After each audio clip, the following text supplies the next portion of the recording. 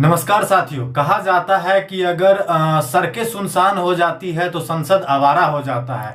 ठीक इसी तरह बीजेपी सरकार के राज में हो रहा है। जिस तरह से पार्लियामेंट में अटैक हुआ है, जिस तरह से पार्लियामेंट के अटैक हुए हैं, जो अटैक हुआ है हाल ही में 6 लड़कों का ग्रुप है, कहीं ना कहीं इस पे बीजेपी सरकार का जो पुलिस प्रशासन विभाग है उस पर पूरी तरह से सवाल उठ रहा है। जो इतने घेरेबंदी होने के बावजूद कैसे वो लोग उस पार्लियामेंट हाउस के अंदर चले जाता है और उसके बाद भी वहां पे विद्रोह फैलाता है, तो कहीं ना कहीं इस सरकार पे सवाल उठाना लाजमी है। तो बीजेपी सरकार, मोदी सरकार तो कहती है जो हमारे पास तो 56 इंच का सीना है, लेकिन जब सीना की जब बात होती है तो बेरोजगारी कहाँ जाएगा।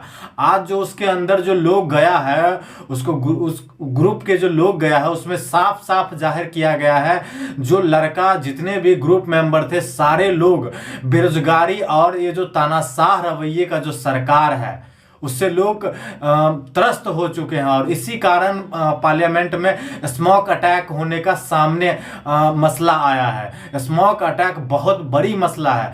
मैं बता देना चाहता हूं कि उस ग्रुप में 6 लड़का था और 6 हाईली क्वालिफाइड लड़का, मतलब कहा जाना है तो जो सबके पास जो एजुकेशन क्वालिफिकेशन की अगर बात किया जाए तो सब हाईली क्वालिफाइड थे। सब डॉक्टर, इंजीनियर या नहीं तो कहीं बेहतर प्रोफेशनल में थे।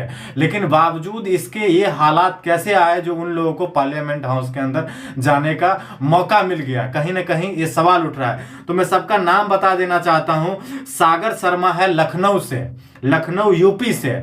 ये योगी आदित्यनाथ के राज से आते हैं और योगी आदित्यनाथ तो अपने आप को बहुत बड़ा रोजगार का डंका बजवाते हैं, बुलडोजर बाबा के नाम से जाने जाते हैं। तो ये यूपी से आते हैं, कर्नाटक से। नीलम आजाद आते हैं हरियाणा से आते हैं और ये प्रोफेशनल 6 डिग्री, ये इसके पास प्रोफेशनल 6 डिग्री है। काफ़ी पढ़े लिखे और हाईली एजुकेटेड वो लड़की है। और उसके बाद आता बिक्की शर्मा हरियाणा से। ललित झा की अगर बात किया जाए तो इस ग्रुप का सारे का जो हेड है वो ललित झा है। तो 2 लोग जो है 2 लोग तो अभी फरार हो चुके हैं और 4 लोग पुलिस के गिरफ्त में आए हैं। 4 लोगों में से जो 4 लोग जो पार्लियामेंट हाउस के अंदर, जिसमें से 2 लोग पार्लियामेंट हाउस के अंदर गए थे और 2 लड़का जो थे वो बाहर थे और 2 आदमी अंदर जाके उत्पता भड़का रहे थे।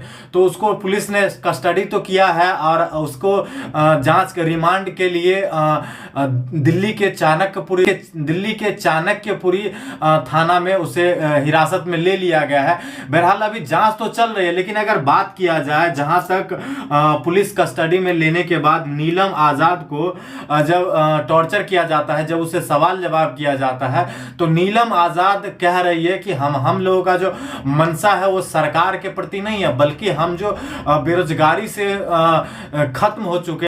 नीलम आजाद को कस्टडी में रख करके पूछा जा रहा है, जब सवाल जवाब किया जा रहा है तो उनका साफ तौर पे कहना है कि हम लोग बेरोजगारी के आलम से सरकार के ऊपर एक विरोध प्रदर्शन कर रहे हैं। तो तमाम लोगों जो इसमें अगर सारे को देखा जाए तो कहीं ना कहीं जो ये तो बहुत बड़ा मसला है। तीन जो आरोपी है वो हरियाणा से आते हैं। 3 आरोपी हरियाणा से आते हैं, एक महाराष्ट्र से आते हैं, एक कर्नाटक से आते हैं और एक यूपी से आते हैं।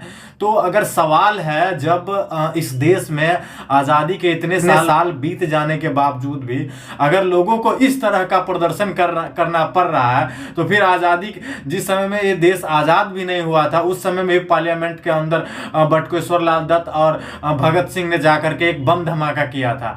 तो क्या लग रहा है कि इस आज़ादी के इतने दिनों के बाद, यहाँ तो मोदी सरकार भी कहते हैं कि आज़ादी का अमृत महोत्सव चल रहा है, तो क्या यही आज़ादी का अमृत महोत्सव चल रहा है जिसमें युवाओं को पार्लियामेंट हाउस के अंदर जाके विरोध प्रदर्शन कर रहा है? कहीं ना कहीं सरकार पे सवाल उठ रहा है।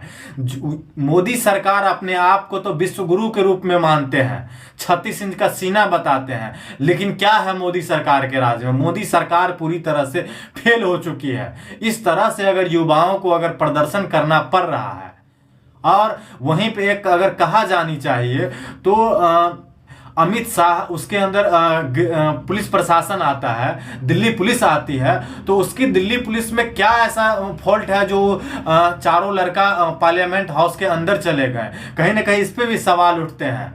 अमित शाह तो कहते हैं कि हमारी पुलिस प्रशासन, हमारी सत्ता और शासन सब बेहद और बेमिसाल चल रहा है। तो क्या इसी तरह का बेहद और बेमिसाल चल रहा है जो लोगों को ऐसे विरोध प्रदर्शन करना पड़ रहा है?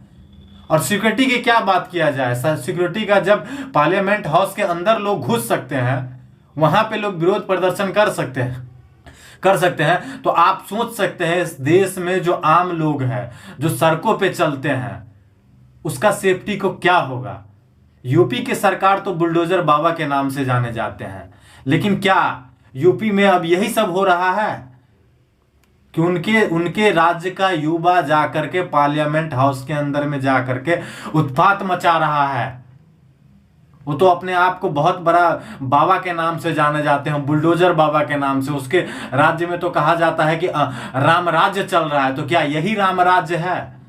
मोदी सरकार तमाम तरह के वादों में फेल हो चुकी है और इसीलिए उसे इस तरह के हमला को बर्दाश्त करना पड़ रहा है।